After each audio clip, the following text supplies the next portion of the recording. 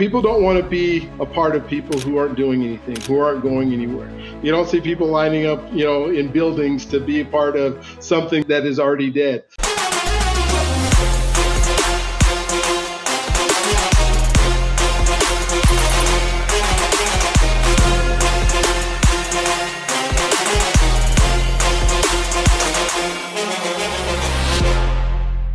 Welcome to another edition of the Journey to Freedom podcast. I am Dr. B, your host, and we are interviewing this year 100 Black men that have been successful in their own space, whether it's somebody who makes millions of dollars or whether it's somebody who has been incarcerated. We're just having some great conversations where we're talking about, I would say, barbershop style talks, but with different content. We're talking a lot about being a father. We're talking about being a husband. We're talking about what does it mean to interact in the community and how to be a community leader. I know there's some folks that I've talked to that simply say, I feel stuck because of wherever they're working or their jobs or the things that they do. And one of the themes, and Albus, you'll probably recognize this as being a city councilman, but one of the themes that I keep coming across is I didn't know I could do it till I saw somebody else that looked like me doing it. And that just seems like, whether it's a theme from somebody who's a kid or somebody who's even an adult. I talked to a CPA yesterday he was from North Carolina, and he's 75 years old, and said that his practice and the things that he did, he had to see somebody doing it before. And then he had the opportunity to join like a top 8, accounting firm, and turned it down to be an entrepreneur because he saw his dad be a trash man and his dad be an entrepreneur and what it took. And he said his dad had done 3 days of school in his life. And you just go, wow, so you hear these stories of people who are doing it. So today, I have probably one of the most successful Black men that's in the Denver metro area that grew up here. Or you went to Claremont High School, right? You were in Claremont, forgive me because I lived in California for 25 years and I knew him when I was in California, and I know him now, and I know his family and I know his mom. And so folks all over the place, but he did go to CU. I can promise you he went to CU and he played football there and was very successful there. And then worked in the city and really became, a person that people wanted to be around. When we say that success leaves clues, when you see somebody who folks are magnetic to, that people want to be around, that's a clue that they're doing something that is, I guess, inspirational or something that people want to be a part of. People don't want to be a part of people who aren't doing anything, who aren't going anywhere. You don't see people lining up, in buildings to be a part of something that is already dead. And so I've been able to watch him grow into a successful city council person and being on the chair of a city in Denver, which is a pretty not only diverse city, but a city that has a lot of folks that have opinions that want to address their opinions as often as they possibly can. And I've been in a whole bunch of other cities where that's not the case, where people just kind of go with the flow, but not in Denver. So for him to take that on and be able to do that and then become an entrepreneur, he's sitting, you'll probably hear some background noise in here, where he's sitting at a building that took several years to come to fruition, that is helping in the community, that is making a difference and an impact, and he continues to do that. So Albus, thank you for being on. I want you to tell your story however you want to, start wherever you want to, and then we can chop it up after that, but just love to hear your perspective of your life. Dr. B, I appreciate you having me. On your podcast, and thank you for doing this, particularly to 100 Black men all over, getting their perspective, because I think we have one of the most unique perspectives in America, in this country, and in this globe. And so I kind of want to start off by saying, in West LA, born and raised on the playground is where I spent most of my. I'm just playing. I grew up in LA, Fox Hills, and grew up to some amazing parents, Perry and Joyce Brooks. And I always like to talk about my mom and my dad.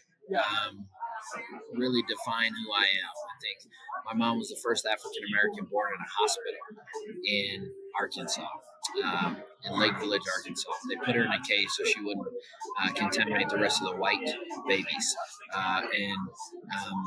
This happened because my grandfather, Albert, who I'm named after, said, you know what, we're going to integrate. My kids deserve the same thing that white kids deserve. And he also was a Purple Heart in World War II. I mean, it's crazy to see how this came out. And so my mom was born, and a lot of anger by how whites were treating black folks in the South, and she became a Black Panther. She met my dad in Arkansas, and he came from Gary, Indiana, which we used to call Chocolate City. He grew up down the street from the Jackson 5, and it was a booming, working class African American city because of the steel mill. That's where I come from.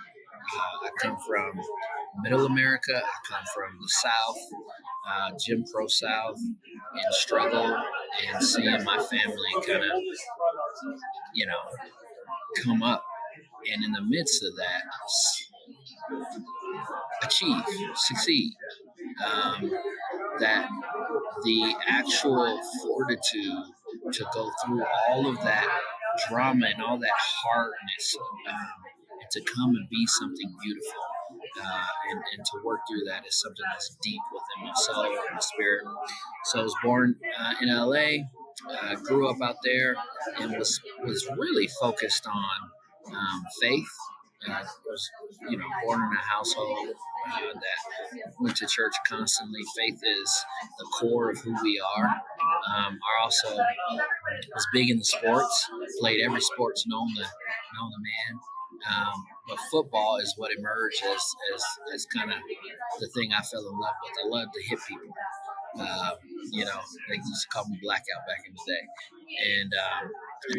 And I got a full ride scholarship to the University of Colorado. And so that's how I got to Colorado. That's how I got here. And I do want to tell a little story about how I got Rick Neuheisel, who was my coach. And I'm now seeing the fruition of this, but he told me if I come here and commit, that the sky would be the limit for me and my future past football if I came to Colorado. And I didn't understand that at 17 years of age, but I'm living that now. And it's pretty powerful. So thought that I would make millions of dollars playing football, and quickly learned that I blew up my ACL, blew up my knee, all this stuff, had a lot of injuries, was not able to finish my career, got a political science and religious studies degree, and was soon faced with, okay, I'm going to have to work. I'm going to have to get a real job. I thought that I would always just play ball and give back to the community at some point. And as a person of faith, I wanted to give back to something that was given to me.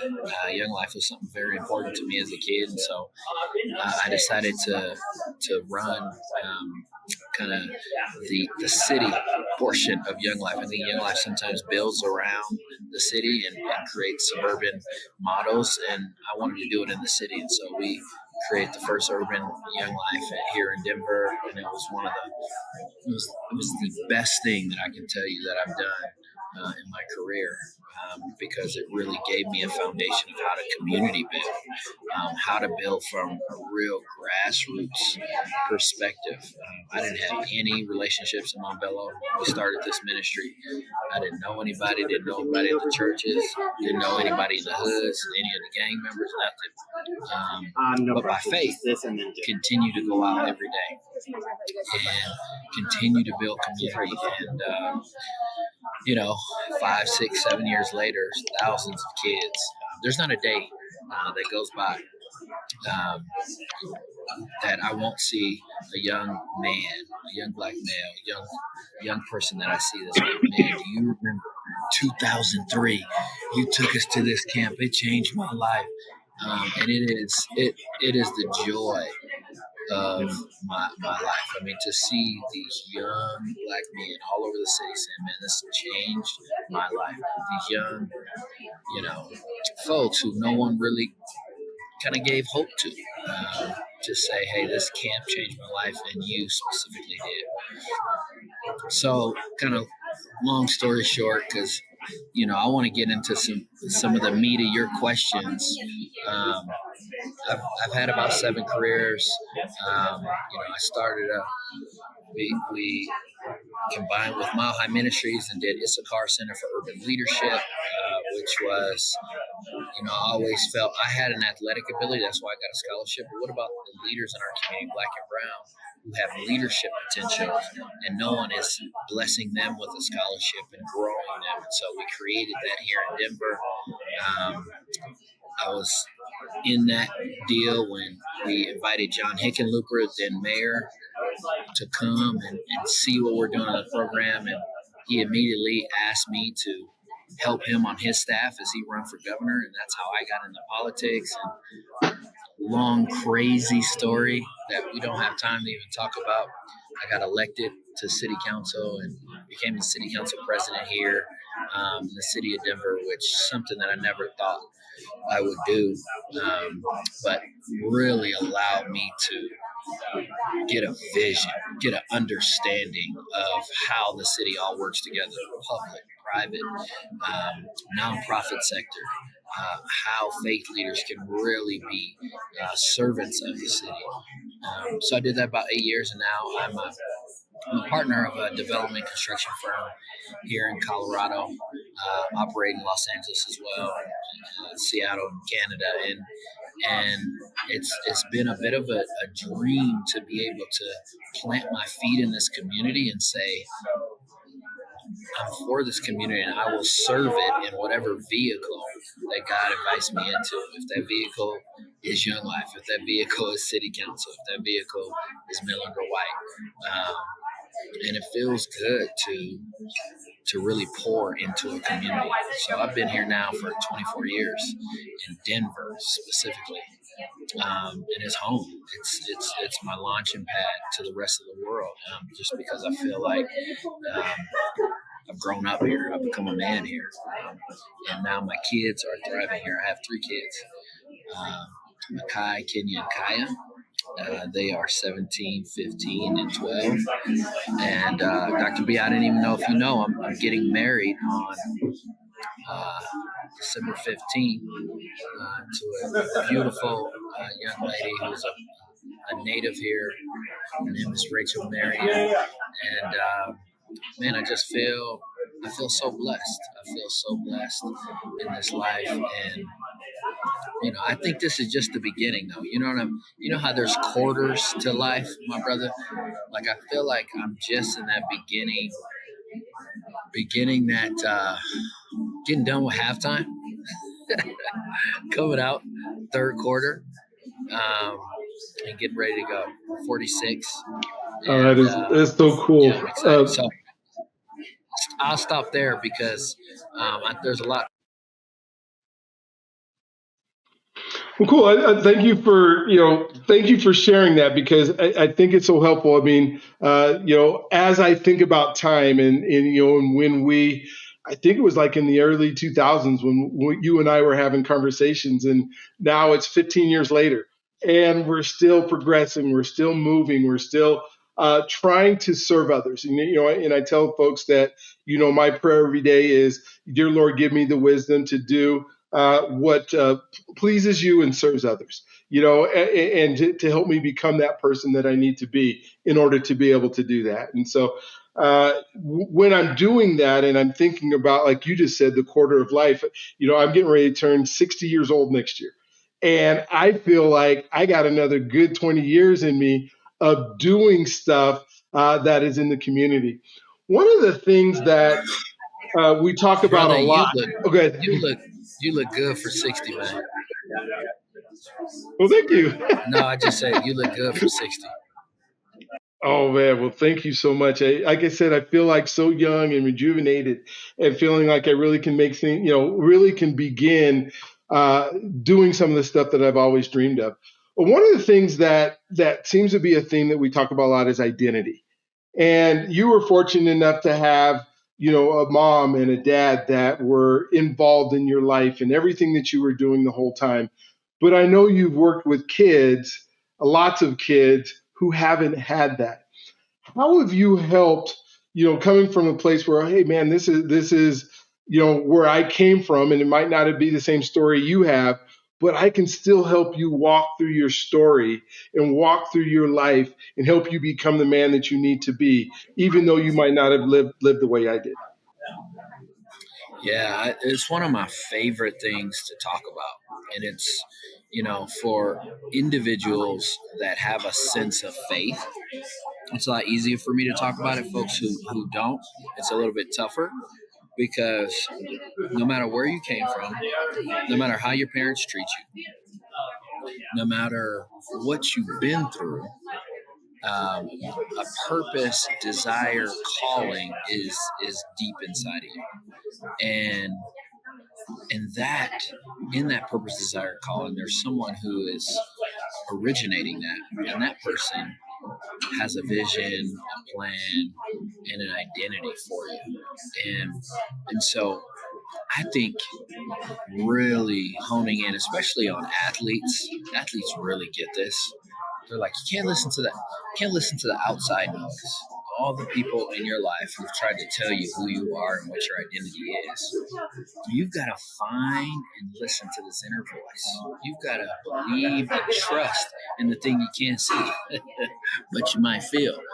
You got to believe and trust in the thing you can't feel, but you want to believe in. Right? You got to believe and trust in that thing. And when you do, oh my gosh, oh my gosh. And I actually live this every day.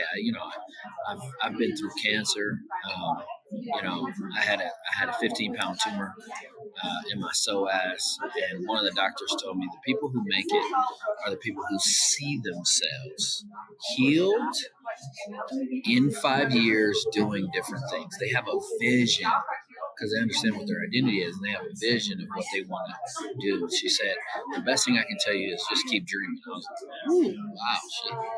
My doctor in here preaching. Um, and so it's really a part of who I am. It's really a part of what I try and instill in my kids.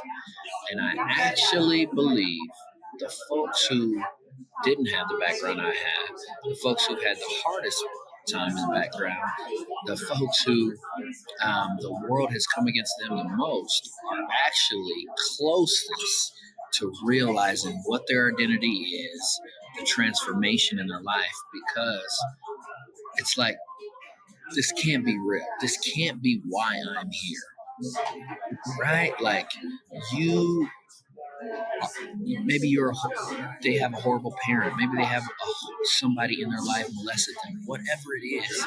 It's like, I know that I'm more than that.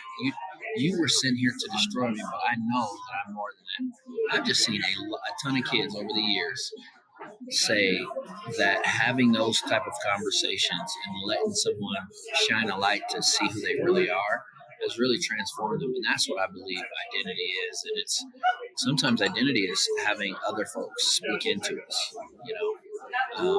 so that's how I'd answer that. Were there people, that you can, I know your dad was a big one, and your mom as well, but were there other people, maybe coaches or folks that kind of helped shape that? I believe so much how important relationship is, and finding people that can help us become who we need to be. And in that, I know there's sometimes where there's people that are just in your life because of where you ended up, a sports or something like that. But were there ever opportunities, please tell me about those, but were there times where you seeked out or looked for or tried to be in circles that you might not have thought you were going to be in so you could get those relationships and those mentors? Yeah, I think about Proverbs a lot, and that a wise man has many. many mentors, right? And always seeks wise counsel. And I think everywhere I was and everywhere I've been, I've always sought out who is the high achiever in this context. Okay. And I need to go sit with them. I need to go be with them, right? Like, and I'm super competitive, right? My mom and dad said from age 2 to 3, I was competing with everybody in the house on everything. And so I always want to, self-improvement is something that is super important to me. And I always want to seek that out and see what I can learn, from the person in the room that is achieving more than me. And so, yes, I think it is a common habit, but I also say I have different leaders for different things in my life: spiritual, financial,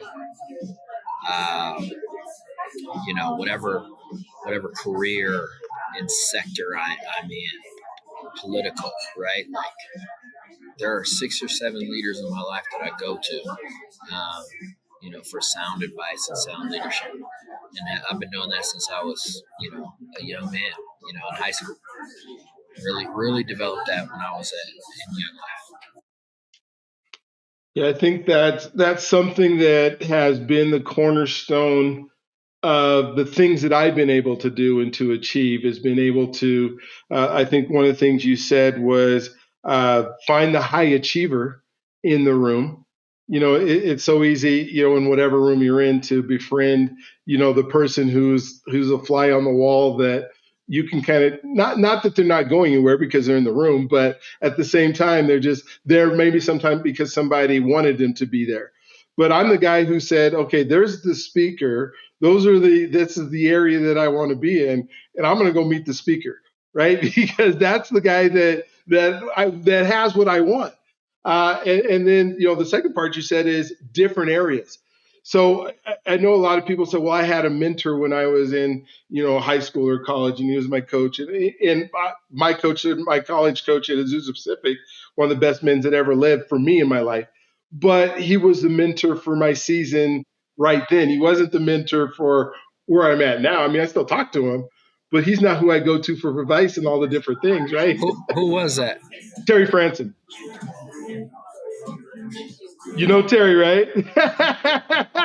Do you know? Absolutely. See, look at God, man. This is crazy. Do you know Terry lived on my block on La Junta in Claremont? His daughter was in class with me. I mean, we grew up together, basically. I mean, Terry, that raspy voice. I mean, gosh, love him. Oh my gosh, yes. There's so many stories. Many times, and I probably might even tell you because when Becky and Molly were like littler, like 7 or 8 years old, that's when I was going to school there, and we spent many hours babysitting at his house whenever him and Nancy went anywhere, and just there was times where he saved me from doing really just dumb stuff, and making sure. And and then I worked at Azusa Pacific for 15 years and was able to have him, as a mentor at one point too. So just, what an incredible man is. And to think that generations. So now he lives in the same town as my son does. And so my son, Stefan, who now works for Pixar in Northern California, he also went to Azusa Pacific and ended up being a national championship and high jump and that kind of stuff. And I had Terry make sure that he helped Stefan along the way. So now they get together. So it's like generational, like he's not how it be, and then my kids. But that's what I mean about mentorship and somebody willing to spend that time. That's so cool that we get to talk opposite of this to make sure we're on some threads and stuff on Facebook together. But so he will definitely get a copy of this video as we go through. Love you, Terry. Love you. I know. That is so cool. And I'm picturing, I'll figure out which house you were on that block. So many times I was on that block, didn't even realize that you were a kid on that block during that time. And he lived there for a long time as well. So, as we talk about, those mentors and those things, were you able to seek out, some folks, that would be able to, that you can pinpoint in turning points? Yeah, definitely. I think Don Dirks. I mean, hands Okay. down. Don was a young life leader. I'll never forget it. And it actually started with Caleb Anderson, my best friend, Okay. who invited me to. We were playing basketball. He was the only white guy on our black basketball team, and he said, Mm-hmm. "Hey, do you want to come to wildlife?" And I'm like, "Man, I didn't know you were into some fish and animal kind of movement." He's like, "No, it's not like that, blah blah blah." Got into wildlife, had a good time, and then a guy by the name of Don Dirks was like, "Hey, can I pick you up uh, and get donuts 6:30 a.m. every Wednesday morning?" And I was like, "Hell yeah!" What? I'm seventh grade. What? Yeah, sounds great. Eighth grade, but I didn't know that Wow. that was the start of a Bible study that we would do for 5 years, and I looked forward to it every Wednesday. I'm getting a little emotional thinking about it, but he picked me up every Wednesday morning at 6:30. Sometimes I'll be asleep. He'd bang on the window, Wow. and I mean, that was the first time I was like, "Oh, so this is what it's like to be like Jesus. I want to be like God." Like I just remember, and so we had our birthdays on the same day. He was a very impactful man in my life. Oh, I want to pivot over to, because you started to bring it up, and when we think about health and living, the average age for Black men is, death is at 72 years old. I want to live way further than that. I'm sure you do too. You talked about having cancer, and I can remember, just not too long ago, when you say hearing it was a 15-pound tumor. That's like the size of a shot put, right? That's not a light piece of tumor that's in your body. And you started talking about having a vision for where you're going to be. What are some of the things that got you through that? And what would you say to men that are uh, maybe pre having issues? This is what could happen and what I do, or people who are in it and saying, okay, these are some things that I need to do in order to continue my life the way that I'd like to be able to do it. Yeah, I mean, it was a life changing experience. I had it 3 bouts of it of the cancer, and I think one of the things it did for me, first of all, was make me take a reassessment of life to begin with. And really, my spirituality with God just went to another level in intimacy. I think my health started taking that serious in different ways and eating and working out and things like that. But I think, particularly as Black men, it's something that I am very outspoken on, because we as Black men, forget the health piece. We don't want to go to the doctor. We don't want to we don't want to be honest about when something doesn't look right on our body, and that's my story. I knew that I had a tumor. I knew it. I saw it bulge out of me, and I wanted to hide it. And there's something about our culture as men, as Black men, to hide um, reality that is killing us. And so I'm 100% committed to continuing talking on this topic and supporting Black men and being honest about the big issue of hiding, and then the health issue of go get checkups every year. Mhm. Listen to your doctors. Start looking at eating healthier. Move your body every day. My football team from CU, I mean, we were gladiators. I look at them today at 46, they look horrible. Horrible. not taking care of themselves, not moving their bodies, not eating well, and we just got to do better. Um, and I took that upon myself this year. I stopped eating meat, red meat, kind of beef, and sweets, and immediately lost 10 pounds. Feel a lot lighter, and just starting to make changes. So I think that's incredibly important, and I think that's a part of your spiritual life. I think that's a part of your life. You can't just push that off to the side. Yeah, as I think of, now I'm at the point where I'm walking 3 miles a day, and pre-diabetic, and trying to make sure that I'm eating healthy. And but one of the things that you spoke to that I think is huge is that's the physical health. And as athletes, we were able to be able to understand and remember what our bodies used to do. But on the mental health side of it, like you said, we don't want to go to the doctor because we don't want the shame, or I'm not even sure what the reasons are, other than we want to hide it. But so how have you helped, or what are some of the mental health, whether they're exercises or they're just thought processes or their mindset, that can help us to not only be healthy, but just walk in the space of being a black man, not only in Colorado but in America, right? Yeah, definitely. I mean, number one,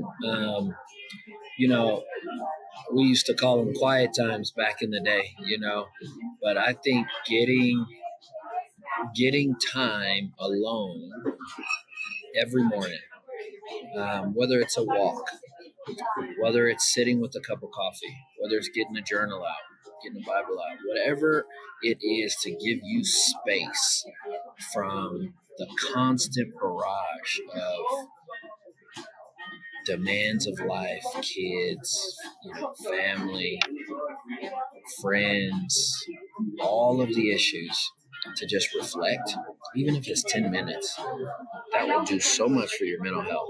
And there's all kind of apps now that you can do. You can do prayer apps, you can do silent apps, I got them all on my phone because I love it. It really puts me in a different mind state. That's one. Two, counseling is not a four-letter word. And I really believe that getting therapy, black men, therapy makes you stronger, not weaker. Black men, therapy makes you stronger, not weaker. I have a therapist, and in some seasons I'm meeting with that therapist a lot. Some seasons I'm not. It's just a check-in. But we wouldn't drive our cars like this. We wouldn't just let these cars drive all day and then we just mess it up. That's the same thing that happens with our physical, emotional, spiritual selves. Is we need constant checkups. We need constant investment into it. And I don't think, and I tell folks this all the time, think about your investments. Maybe you don't have any, you need to start doing some right now, but start looking at those investments from a physiological perspective, from your mind. What are you investing in your mind? What are you investing in your spirit? What are you investing in your flesh, your physical body? And when you can get to the point where you see that you're making that investment every day, game changer. And that's what I try to do every day. What have I done for my mind today? What have I done for my heart today? What have I done, for this today, that? And I just think we've gotten away from that, and we don't even. One of the things I want that has become a theme in this show, or become a theme in this, is talking about being a dad. And I know you are a dad. But from the perspective of, we've had, whether it's systemic or it's, bad choices, something where there's a lot of dads who haven't been able to be dads. And in the way that they probably wanted to be. Or, I've even had, guests that have said, I had a wife or a girlfriend who didn't want me to see my kids. And I made sure that I was able to do it. But from the perspective is absolutely 1000% kids need their dad. No question about it. But from the father's perspective, how bad do we need to be able to be dad, to be providing, and to be able to protect? And how much does that affect who we are as our identity and the people that we become by being able to become that dad and taking all measures to be that dad? What's your thoughts on that? Yeah, I love that. First of all, I'm a father of three beautiful kids, and it's one of the more powerful, um, transformational things I've ever been a part of. I'm at the age where all my kids is teenagers now, and so they will drive you crazy, but they are my peace as so much of the time. I go to deep places emotionally and spiritually with my kids, and I love it so much. Um, but to your point, what does it mean to provide and to care and make way and listen? This is my real lesson right now. Listening to my kids, um, letting them know that their life and what they say and who they are actually affects me. Is really what they want to hear because they see dad teaching all the time. So now they're like, Dad, listen to me. But providing for my kids and knowing, I think it's powerful. I think it's powerful, but most people think of provide financially. What does that look like spiritually?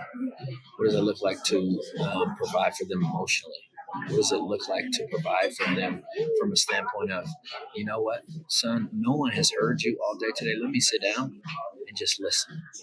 Let me carry this load that you're carrying with you.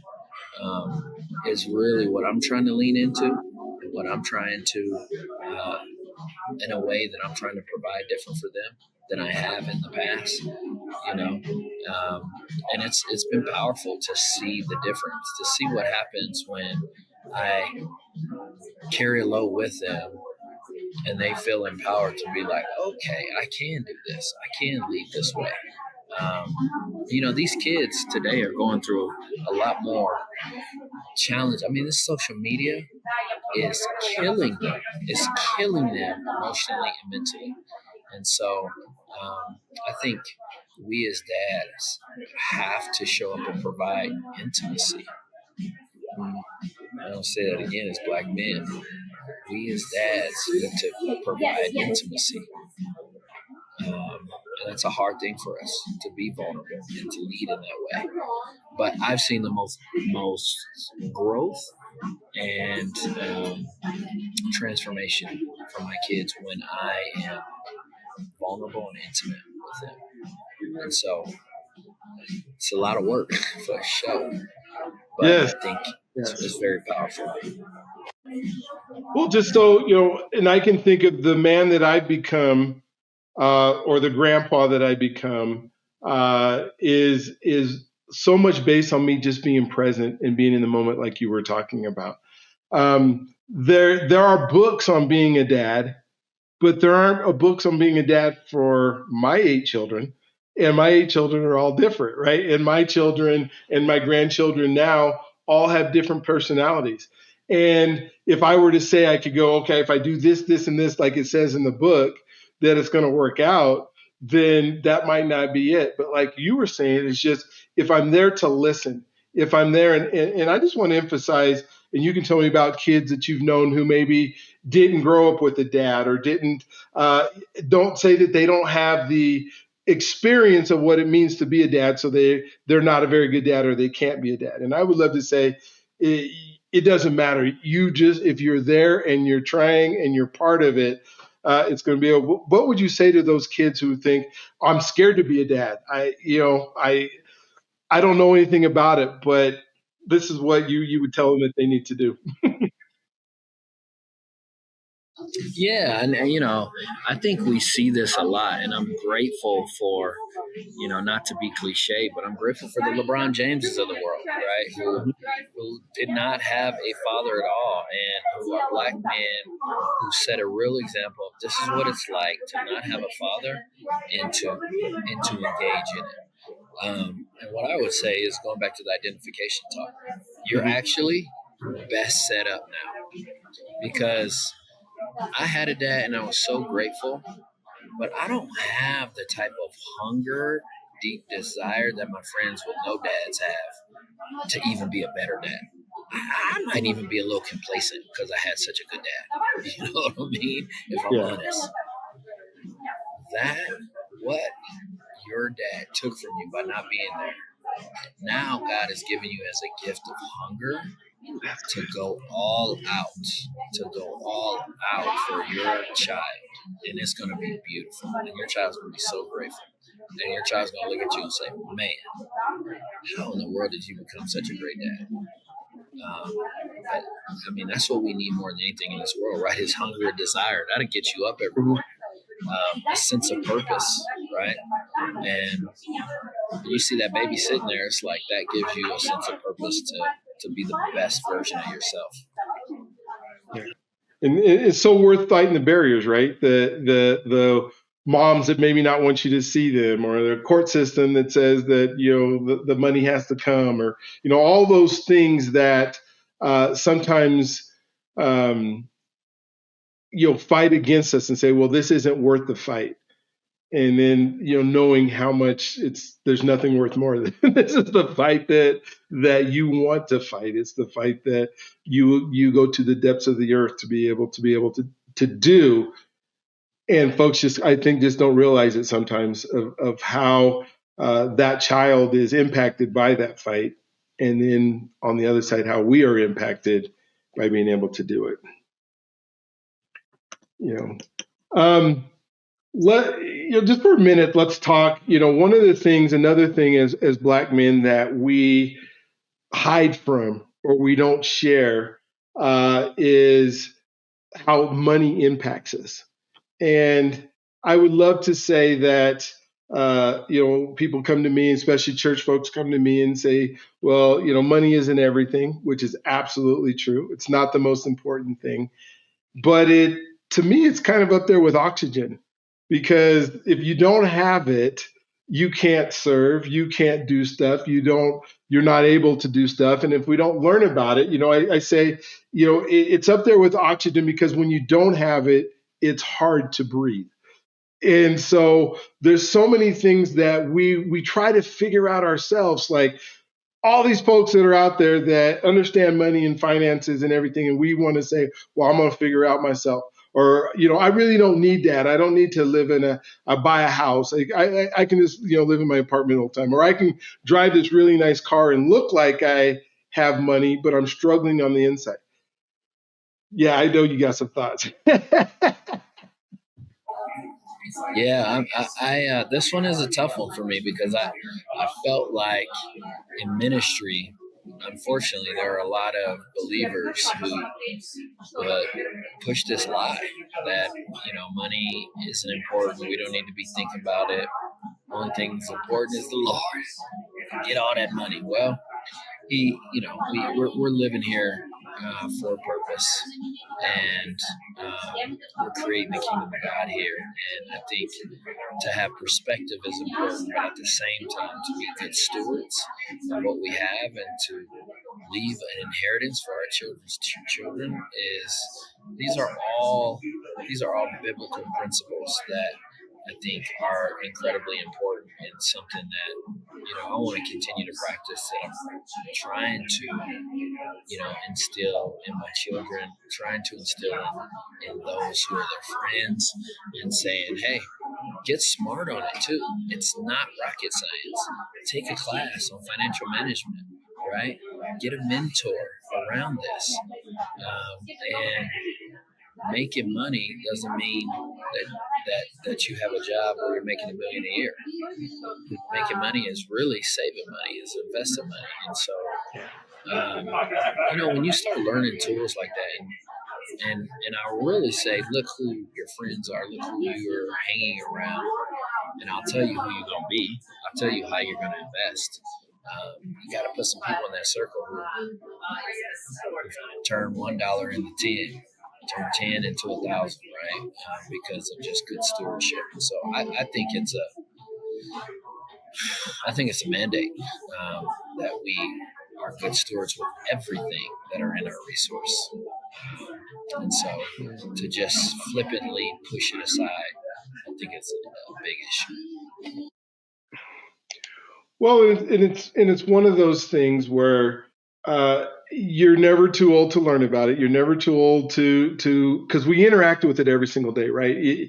You are spending money probably every second of every day. If you have a home and it's got electricity in it and you pay the electric bill, then you're paying for you're paying for something every second. And to not understand how or get a better understanding of how we move back and forth with the thing called currency. I mean, the paper itself doesn't mean anything. It's what the value that we believe it has that allows us and to hide with the shame, like I didn't do right with it or I didn't do enough. Uh, I just wanted you to know that you're not alone. None of us were woke up with at least I guess there might be some black men who grew up with never having to deal with lack or not having money, but it's just been amazing. One of the things that I don't know if you want to add any more to that. No, I don't. And I put you a little note in the chat. I gotta jump on another deal, but Okay. I had one more. Do you have time for one more question? Okay. So one of the things that is part of the biggest, or not the biggest, of my 5 pillars is trust. And when we talk about trust, us being able to trust and be able to move through life, being able to trust or not trust until they earn trust. I want to kind of get your thoughts on it because you have been a politician, you have been an elected official, where trust is really this barrier between, and just kind of get your ideas and your thoughts on what we need to do to be able to start trusting. Yeah, boy, I tell you right now, that seems to be probably one of the more important themes in our country right now. Right, is no one trusts each other. We've lost that incredible resource of public trust. There's no public trust. There's no personal trust. And this is why I loved working for Young Life, because I think it was the best thing I ever did coming out. But it's a relationship is one to one. It's me and Dr. B building that trust. It's you hearing me hearing you. I don't give a dang. Well, I might give a dang who you voted for, but I want to understand. I want to understand why. I wanna hear you, right? And that's where trust begins. Listening, right? It's the five. What's his name? Five habits of highly successful people. Stephen Covey, yes. Yeah, it's Stephen Covey, right? It's like it's the ability to hear, to listen without having a response, right? And that's how trust is built. And when I hear you, and I'm like, oh, I get what you're saying. So you're saying you automatically start trusting me. This brother hears me. He said my name. He articulated a logical thought that I had. And I think it's very simple. We don't want to do it. We're too prideful. Yeah. We think our opinion is more valued than the other person. We don't value the person in front of us. And that's why we're here right now. And unless we do that, we'll never build back trust. And so I make it simple and say, man, I break it down to one person at a time.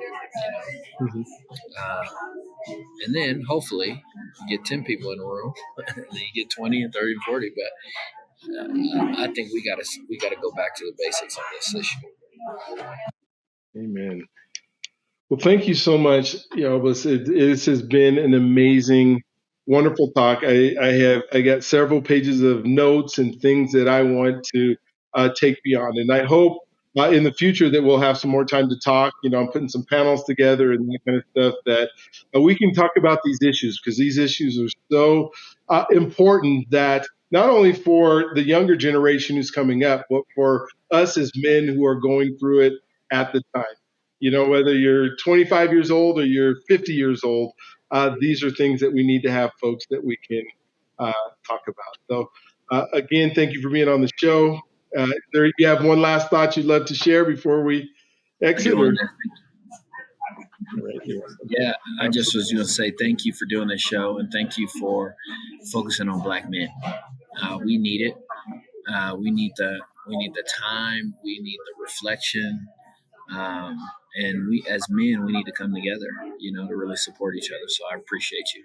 God bless you, brother. Absolutely. Getting ready to take 14 men to Alabama. So that's going to be interesting to do a civil rights tour. And we're going to talk about story. And we're going to come back and begin with some transformational groups. So love for you to be part of that. And again, thank you for being on. If you haven't subscribed to the shows yet, please go ahead and hit subscribe, the buttons, all the things that go on, because these interviews can change your life if you allow them. So don't forget, you're God's greatest gift, and He loves you if you allow Him to. And we'll talk to you on the next one.